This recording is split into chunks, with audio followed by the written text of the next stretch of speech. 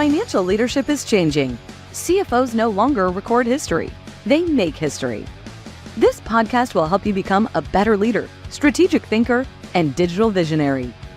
Welcome to Secrets of Rockstar CFOs, the ultimate podcast for chief financial officers.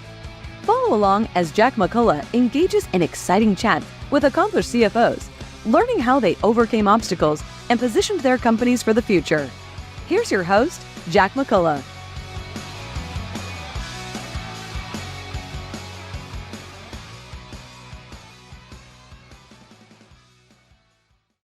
Welcome, everybody, to the Secrets of Rockstar CFOs.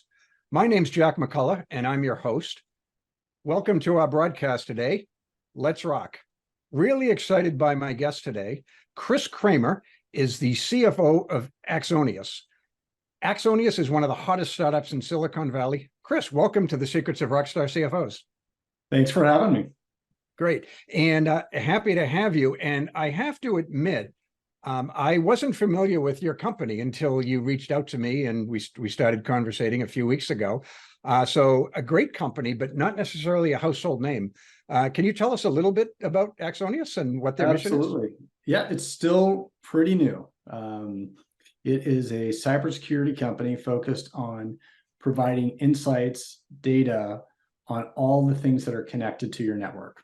And so what that does, it provides a platform where the security team, IT team, can go and see where are the security exposures that we have in our network. And it is there really is nobody else doing what we do. There's other companies doing pieces of it, but this is one consolidated platform. So whether you're looking at the laptops that are connected or the applications, so more like a SaaS management or the mobile devices, this tool will do all of it now in one platform.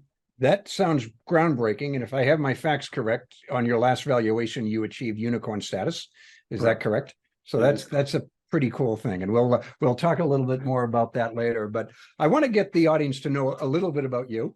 And I'd love to know, where you grew up. And I also love asking people what their first job was. So I would say, I grew up in St. Louis, Missouri, and then found my way out to California with family. My first job was Little Caesars. Oh, really? Okay. But my first real job was cooking at a restaurant in Santa Cruz.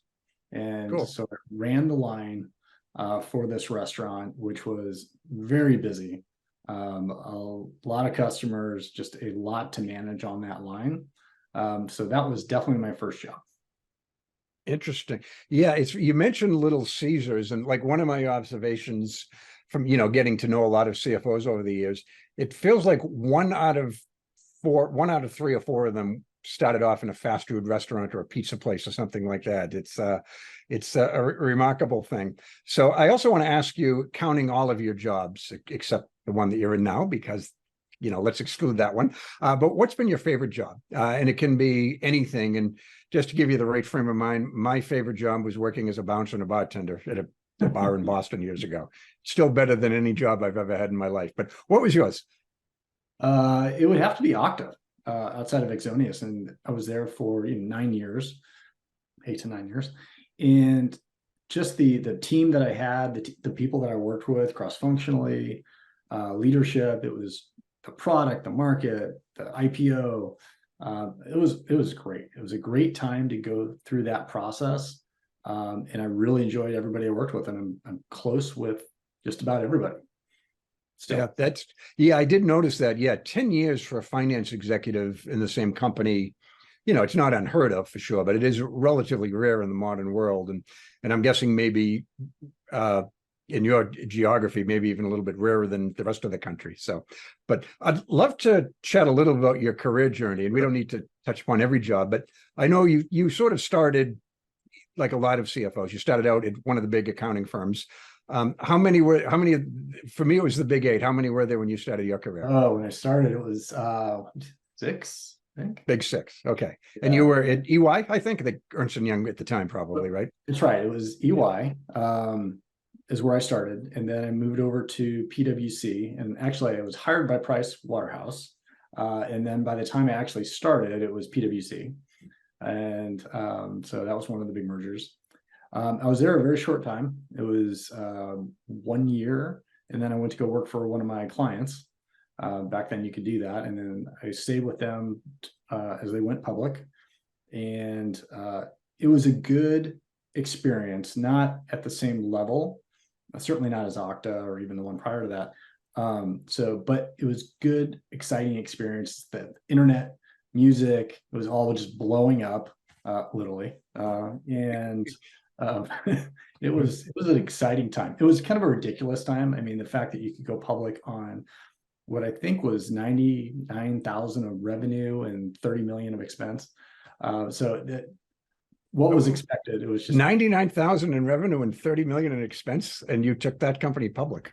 yes. That was a crazy time, right? And you probably were oversubscribed on the offering. So yeah, it was ridiculous.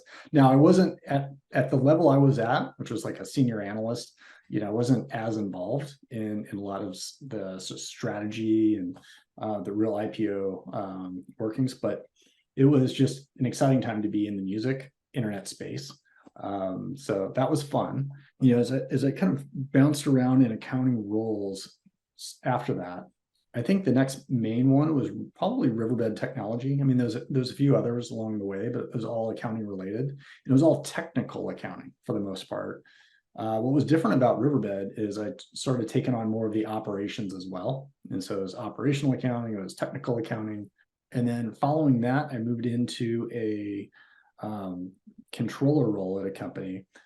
We had a board member at Riverbed that was the CEO of this company. So I went to go work for that company as a controller. And so that was technical, it was operational, and went through the IPO process. Now I started at the tail end of that process, so very limited work. And then the company was just operationally unsuccessful. A lot of the pains that company had, Okta didn't have. So not to get into too much details on it, but Okta was fortuitous in the sense that they were able to connect to just a handful of key applications to make it worthwhile. And so that became a much easier sell to do single sign-on when you have Workday plugged in, you have NetSuite, Salesforce, those key applications that most of the companies that you're going to sell to have. Then you suddenly become valuable, right? You have some real value right off the bat. And then you're just adding applications or adapters, after that. And so that just works. So where the company called Cyan prior failed, Okta was able to leverage a very different situation, and they were very successful. And so that's probably where I learned the most. Who I was reporting to is Bill Losh, and he was our CFO. Probably the most experienced person in the building at the time. When I started, there was less than 400 employees. By the time I left, there was 6,000. Wow. But he was a really good, open-minded CFO. And what I learned from him most was he would rely on his directs to be the experts, to do what they needed to do. And he would simply assist, facilitate, enable, so that they could do their jobs the best way possible. And I really appreciated that. I've worked for, what you might call a diminisher or closed-minded manager in the past, multiple companies. Bill was not that. He was absolutely not that. And he created a great culture even within the CFO org. And then cross-functionally, everybody loved him. And it's just how he treated people, how he supported people. And that stays with me and probably will forever. Yeah, that's actually interesting, because my next question, you may have actually somewhat answered it in advance, but when I wrote the book, Secrets of Rockstar CFOs, one thing that came up over and over again as I was getting to know CFOs is they all had a mentor, formal or informal, at some point in their career. And it seems like you may have given one away, but I was curious about any mentors that you may have had along the way and what impact they've had on you as you've grown professionally. So Joseph Howell at eMusic, he was the CFO. And what I learned from him was just being, I would say, transparent, honest, accountable, just some key things that you would naturally expect people to have, especially as a CFO, but not everybody does. And so I think from him, I learned, honesty, transparency, accountability. Bill Losh was very much the same. He also had a tone from the top, which I thought was great. Right. Well, the CEO, and they both preach the same thing. So let us know when there's an issue, so that we can address it. And then at the same time, you should be coming with how we're not going to have that issue again. Like, how do we fix it? But people would feel much more comfortable coming to Bill, and then now to me, with these issues, because they know that they're not going to be reprimanded or disciplined or anything like that. It's like, let's solve the problem, and then let's build in a process to ensure it doesn't happen again. Okay, that's a great mentor. And are you in your own role now, probably whether by design or not, you're probably mentoring some earlier career professionals than yourself, right? So do you take sort of what you learned from those professionals and, put your own imprimatur on it and then share it with the next generation? I do. There's a couple pieces that I do on that. One is, constantly engaging with the more junior employees. The reason why I feel remote work is difficult is everybody is a mentor or a mentee. And so if you're remote 100% and you're not engaging continually, you're not providing the same level of leadership that I think we should. And so I do engage with my team on a very regular basis. I try to get out to different locations on a regular basis to do the FaceTime, and making sure my managers are doing the same.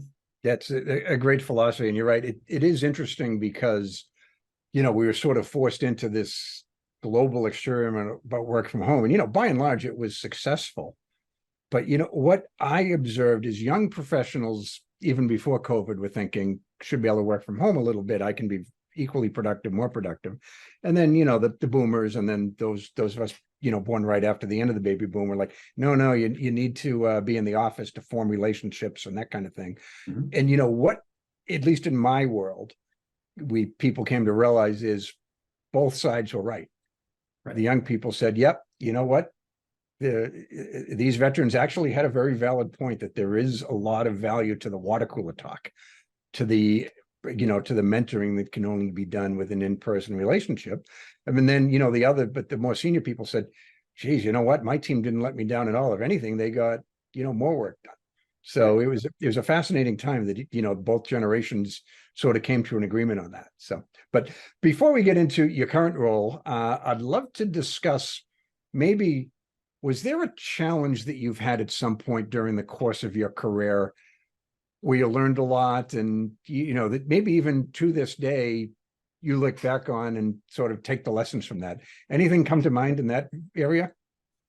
Let's say probably the most recent was at Okta. So one of the things that I did, and I worked with, who is now the CFO, Brett Ty, was to migrate from, or transition from, accounting to FP&A. And I was really looking to round out my career. And I knew that was going to take a very painful step of, one, not running all of FP&A. It was going to be a portion of it, a big portion, but it was also going to be managing something I had never managed before. And so while I had exposure to some of the areas and technical operations, because I ran procurement, so dealing with Amazon and things like that, it's not the same. Or on the HR or people side, recruiting and recruiting capacity, and things I just never dealt with before. So it was way outside my wheelhouse, and it was a challenge. It was difficult. I know I was frustrated, as my wife tells me, but it worked. Like, I learned a lot. So in the year, really it was a year and a half of doing it, I probably learned more than the prior 5 years running accounting, because at that point it was sort of almost running by itself, because I built out this great high performing team, sophisticated, engaged, experienced. And so my little edits or changes not that important. But this Well, new job, yeah, indeed. That's the sign of great leadership, though, Chris, right? If you've done your job, if you do your job really well, eventually you won't actually be needed anymore, right? That's Your right. team can function perfectly well without you. So, Yeah. but anyway, I'm sorry. Did I interrupt you? Were you still going? So No, that was it. That was it. yeah, I was going to say we're from Boston. You're from the Midwest, so we usually do interrupt people in the middle of their sentences. So apologies for that. But anyway, it's interesting because while it's becoming more and more common, it's still pretty rare that people ascend to the CFO role, both with FP&A and controllership background. And I think there's clearly value for a CFO to have worked in both. In fact, 5 years ago, I made the prediction that FP&A would be, the farm system for future CFOs would come from FP&A more than the traditional controller path, which almost every CFO my age at one point was a controller, like not almost every, but say 90%. And now there's a lot of ways to get to the role. My prediction, I won't concede I was wrong as much as too early, but which do you think helped prepare you for the CFO role? FP&A or controller? And, am I right? Is there value to doing both before taking the top job? If you can do both, yes. If you can't, FP&A is probably the right course. And the reason behind that is you're going to be working so closely with accounting, you're going to understand what they do, how they do. So that's important. But cross-functionally working with the groups, I mean, you're the right-hand person, the CEO, and the most important thing for them is to make sure that you understand, one, the model, and how we're going to keep the company on track. And that is a lot of business acumen, but it's also relationships and working well with others. So I would say FP&A probably preps you the most for it, but obviously it's good to have both. Yeah, I can't imagine, someone being successful in CFOs without some competence in accounting and finance beyond FP&A. So, but anyway, if I have my facts correct, this is your first time in the CFO job. Is that correct? It is. And you've only been in it less than 90 days, or about, that's not true, but a little over 90 days. So tell me a little about some of the prior experiences, how they prepared you for the first time, because, you've got a CEO and you've got a board, but you're running the financial operations and a lot of other things.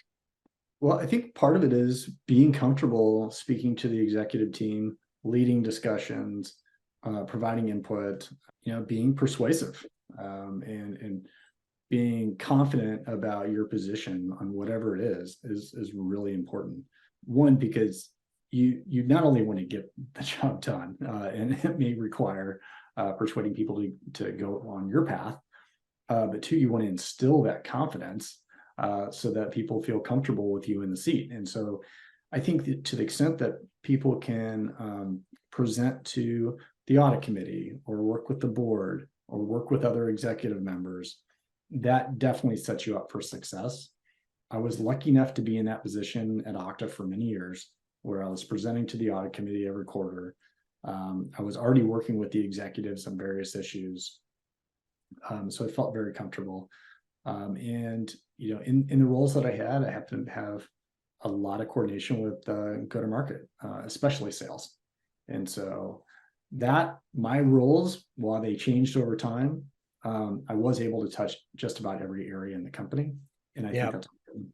And that's so critical to be cross-functional. Like it wasn't all that long ago that, a lot of times just being a great accountant would get you the CFO role.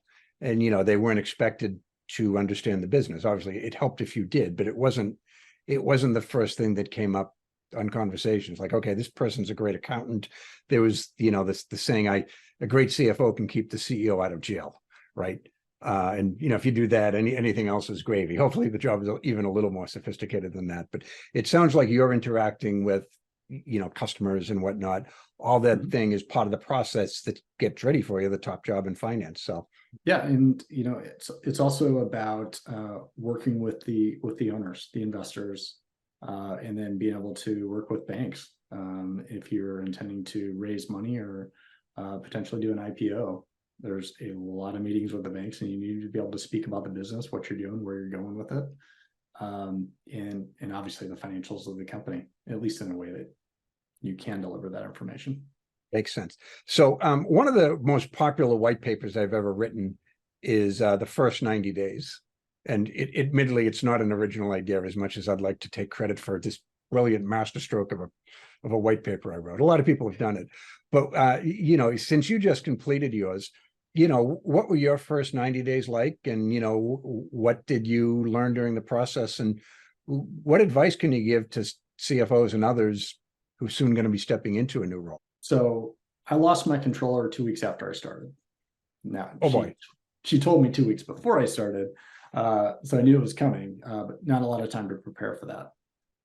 So I'd say is one, really getting to know the team, what you have, what the risks are before you start, so you know what you're doing day one.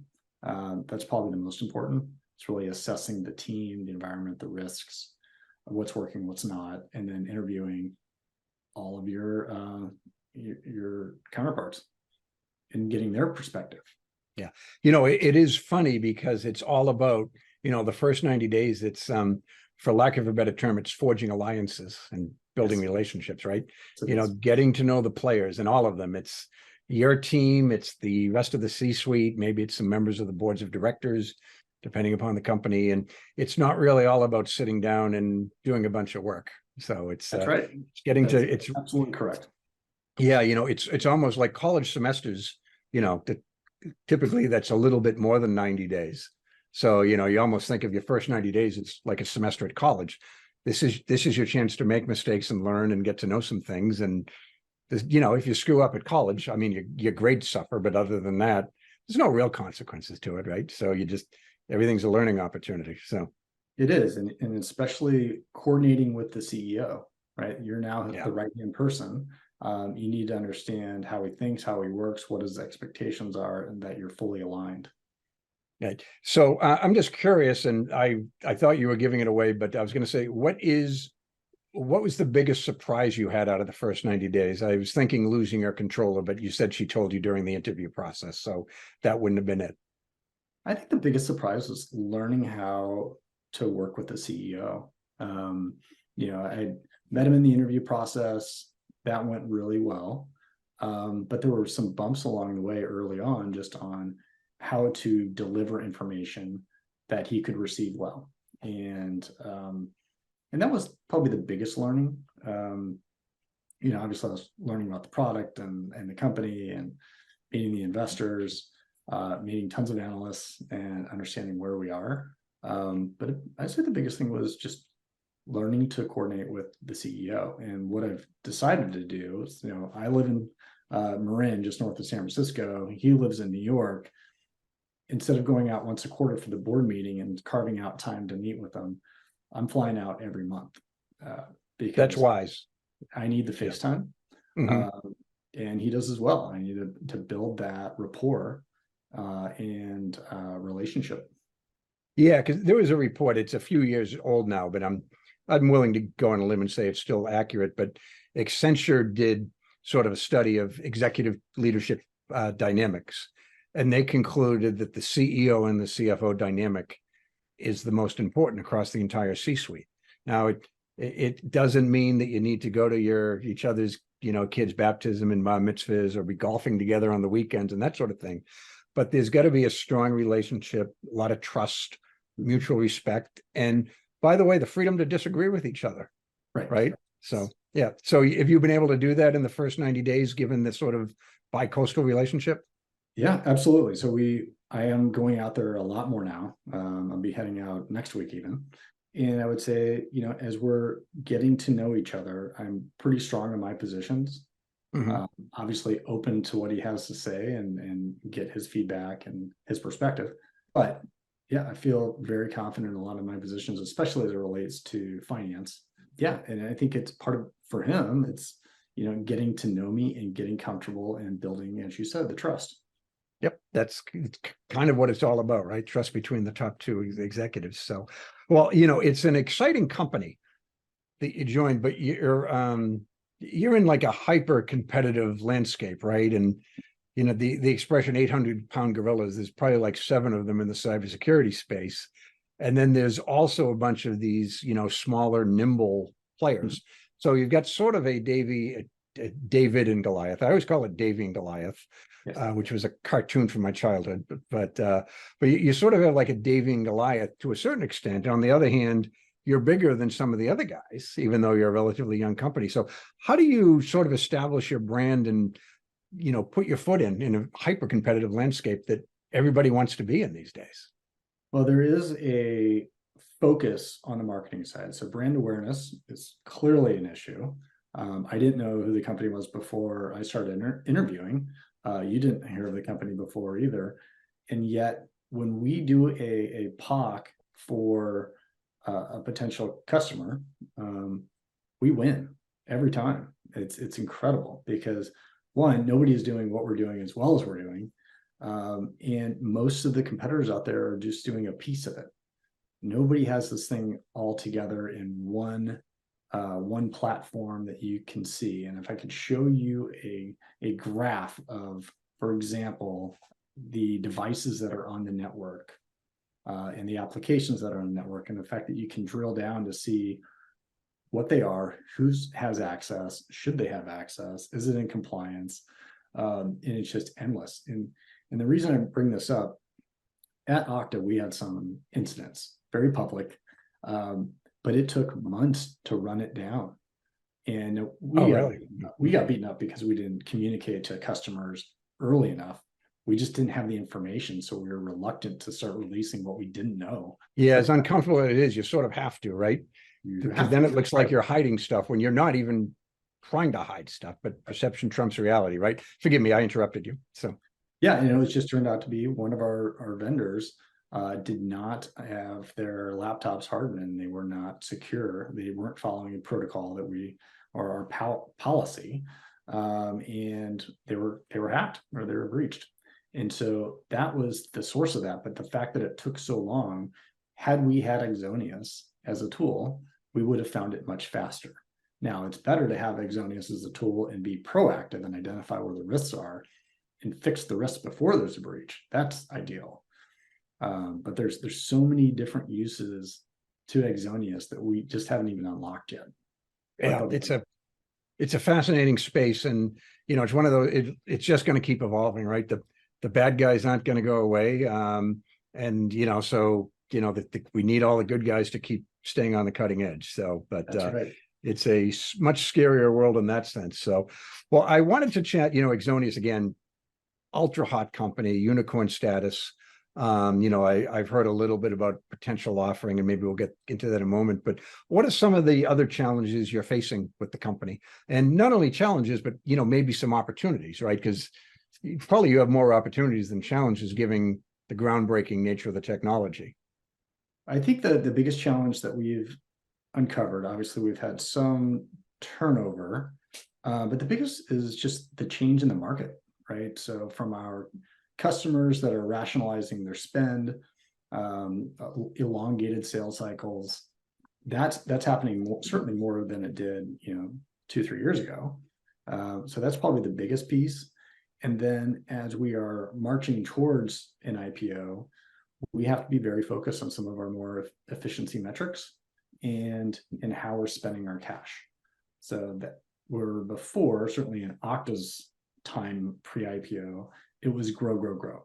Don't worry about the spend, just grow at all costs. It's a different environment now, very different. Yeah. And so that in itself is a little bit of a challenge, where we've really focused the entire company on being thoughtful about their spend and their hires. And so that's probably a bit of a challenge, but it's an opportunity. Yeah, it's interesting because it's funny. One of my members told me, this was a little bit before COVID, but it was in one of those hot IPO cycles, and the company was losing money, but it was on the verge of profitability. And bankers were actually telling them not to become profitable, to find ways to spend more because the revenue was growing faster. And the reason is, once you're profitable the first time, you get measured differently than if you're not yet profitable.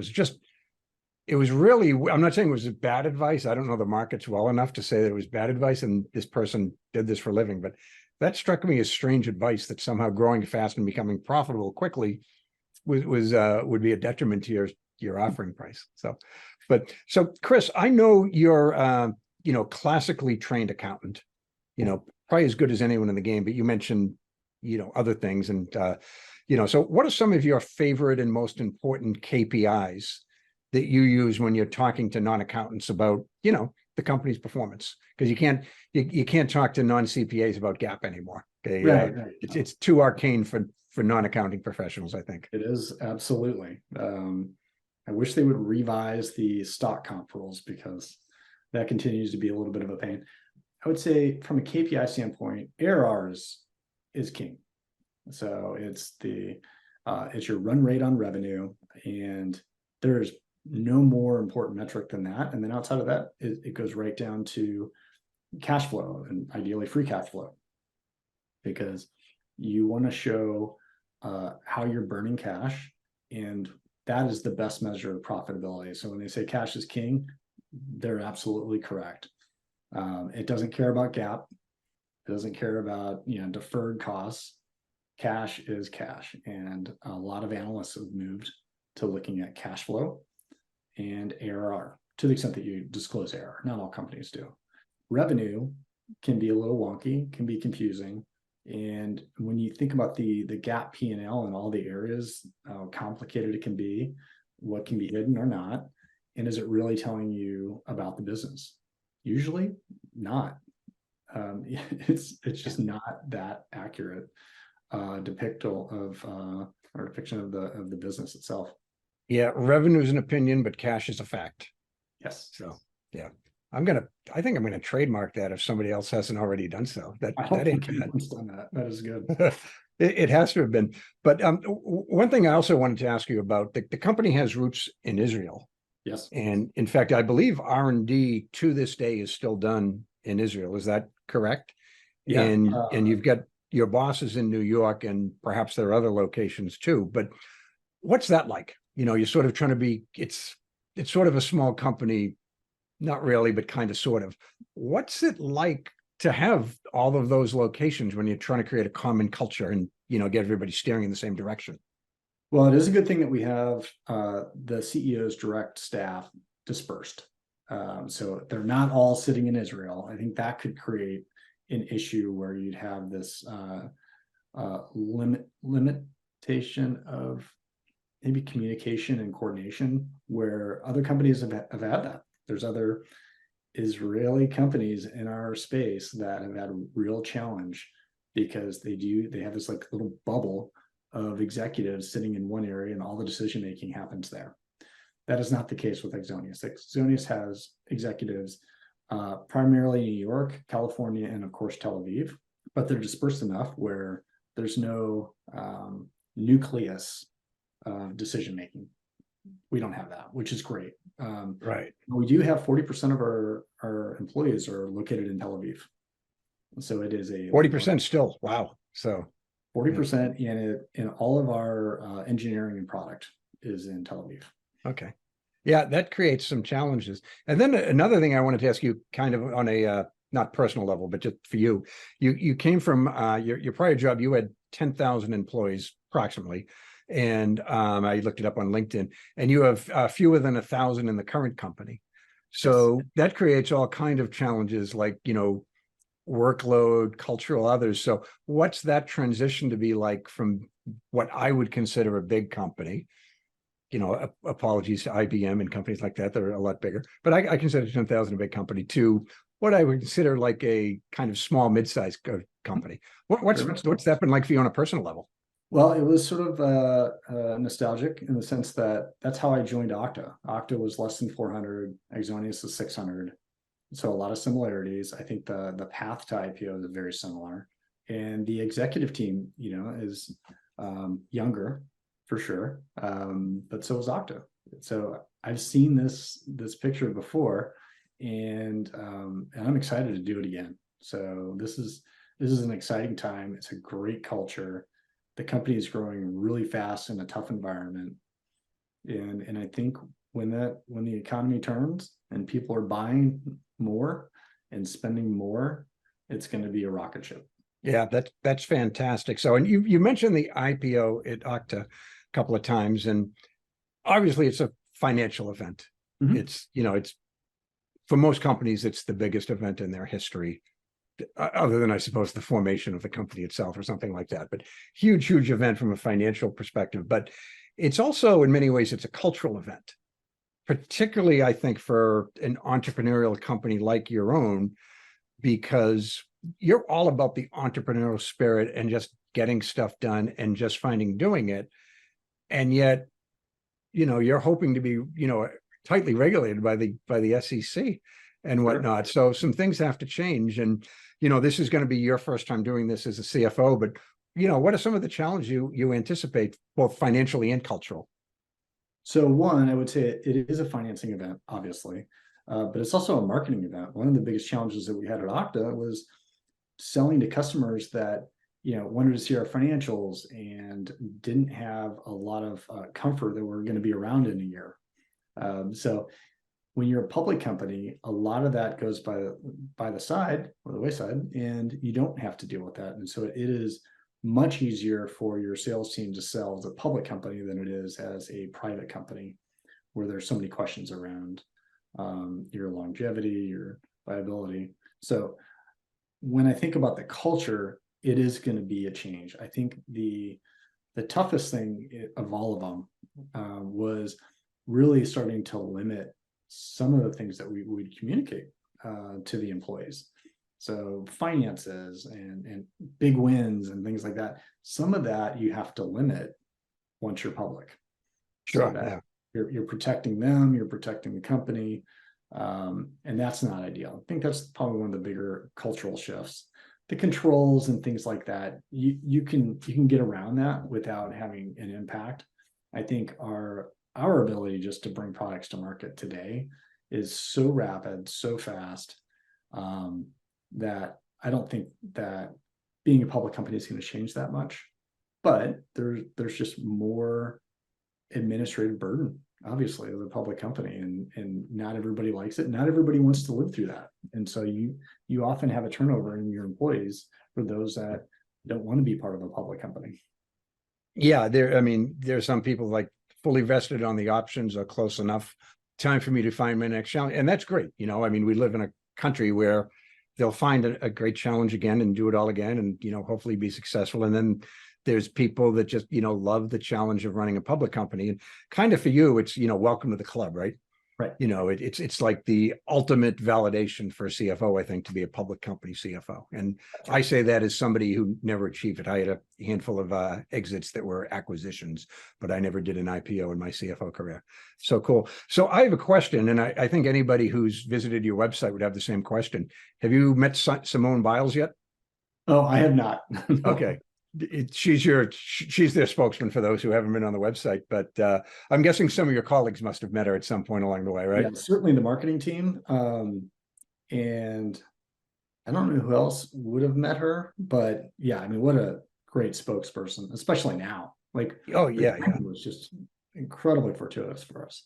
Yeah, because when I saw that, I'm thinking like, this is like, there's Babe Ruth and there's Michael Jordan and there's a handful of others. I'm not exactly a sports genius to know it, but she's in that game-changing new prototype category. And not that I don't think there are any people living today who saw Babe Ruth play, but right. Kind of cool. Hey, I know this gymnast is great, but you should have seen Simone in the day. She was something special, right? I mean, she's just such a groundbreaking athlete, and it's really cool to have her as your spokesperson. But so, which leads me to the final question, and I hear this rumor, and I hope you're going to dispel it. Your 10-year-old is beating you at golf. Is that true? Yes. Crushing you. Yes. Tell me about that. Is he? Are you raising like the next Tiger Woods or something like that? Or there are plenty of days where it does feel like that. So we're lucky enough to be at a country club, which we joined because he was getting so into golf. So we joined a country club just because it's easier to access the greens or the tee times. And at the time when he started playing golf, I was surfing, running, biking, outdoor stuff. I was not golfing. Anytime I picked up a club and hit a ball, it was not pretty. And then as he started really getting into it, I started doing it because it was a great time to have that, father-son time. and I started liking it. So now I'm doing it, but I'm not doing it to the level of my 10-year-old son, who is now doing tournaments, traveling. He's got a tournament coming up this weekend, and if he wins it, he's going to be on the Golf Channel. Holy smokes! And he's really taking to it. So it is an exciting time, and I'm learning. So it's a growth opportunity for me. I'll tell you, I was raised by a father who's athletic, and I'm an okay athlete, but nothing special. But I don't think I could beat him at any sport till like I was in my 30s and he was in his 60s. And it was because he was slowing down, not because I was getting better. So that's fantastic that your son is 10 and he's found something he loves. Is he your only child, Chris? No, I have a daughter as well. She is 6. Okay. You can beat her though, I'm pretty sure, for at least a few more years, right? I don't know. She's probably going to come up pretty quick. I know there's a couple kids that my son plays with, and the younger daughter or the younger sister of one of these boys, she must be 8. A year ago she was struggling, and now she is hitting long and straight. And it's incredible to see these kids at such an early age just get better. I mean, exponentially better.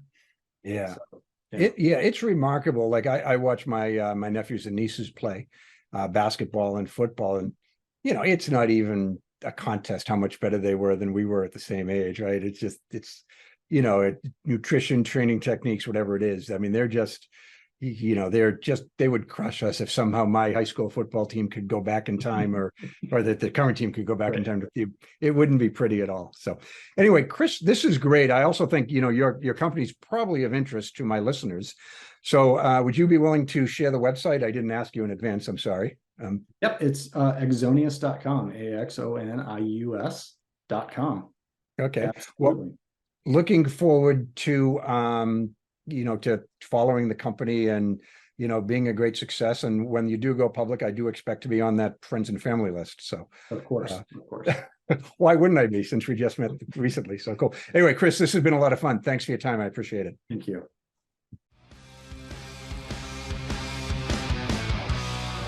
Thank you for listening to this episode.